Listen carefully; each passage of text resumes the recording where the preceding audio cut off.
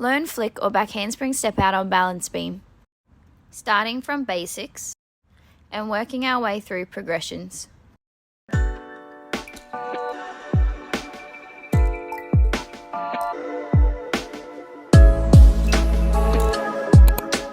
There are many different drills and KCPs when learning flicks on beam, however, the ones in this video are a few that I like to use.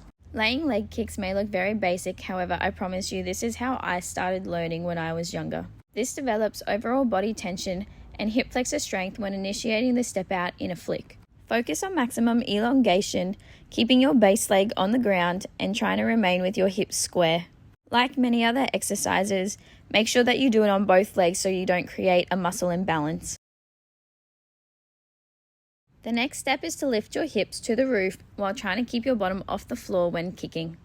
If you find that your base leg is lifting off the floor, you may want to think about trying to dig your heel into the ground, otherwise you need to work on more flexibility. Step 3 of laying kicks is to raise our shoulders. This puts a little bit more intensity on our hip flexor and simulates more of the position you will be in when doing a flick.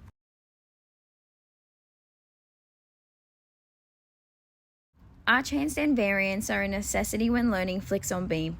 Focus on maximum elongation, square hips, and keeping our shoulders open. When transferring this to beam, check with your coach which hand positions they prefer you to use. Arch handstand kicks teach body tension and position for the step down of the flick. Hips and shoulders must stay square. Your head wants to remain neutral, but your eyes are looking at your hands. Again, when transferring this to the beam, check with your coach what hand position they would like you to use. If any part of your body is not engaged when performing this on beam, it will be extremely difficult. When doing split handstand TikToks, use fairly high boxes. This drill is crucial to learn the correct position when initiating the transfer from hands to feet. You want to maintain open shoulders, square hips and shoulders, and as you pass through the handstand, you want to fix your back up straight. Many gymnasts, as they come through the handstand position, make the mistake of keeping their hips open, turned out, and in a big arch shape. This will make the flick much more difficult to stay straight or stick on the beam. Even though you may be able to remain on the beam, you will only be able to do one flick at a time. This will provide a huge detriment when developing acro series later on beam. In this clip, I am demonstrating the incorrect body position. Transfer to beam, but learn to stand. As you can see, I do this a little bit incorrectly as I don't maintain a straight body alignment when I stand up. Backward arch jumps uphill.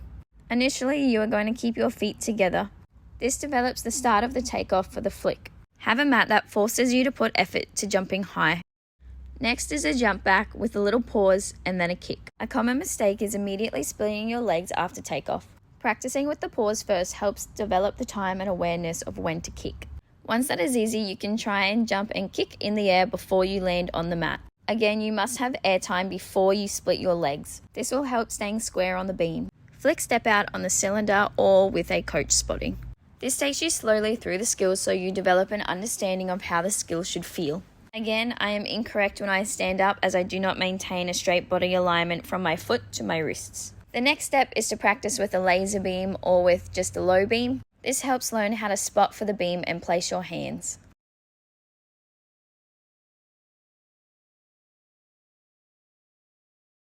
Once the proper technique for a flick step out has been taught, you can try them on the floor. Next is to practice them uphill.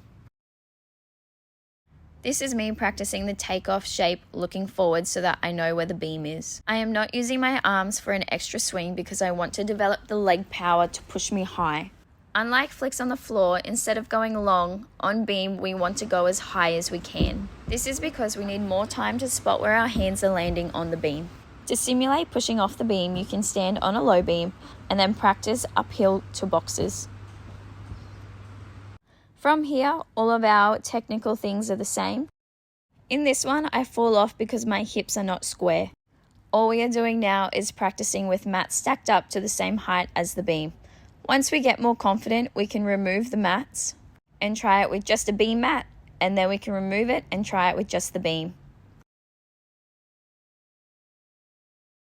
Once comfortable on the lower beams, we can then do the same progressions on the high beams. Start with the mats raised all the way to the beam As confidence gains, you can start lowering the boxes and then just to a mat and finally just on the beam.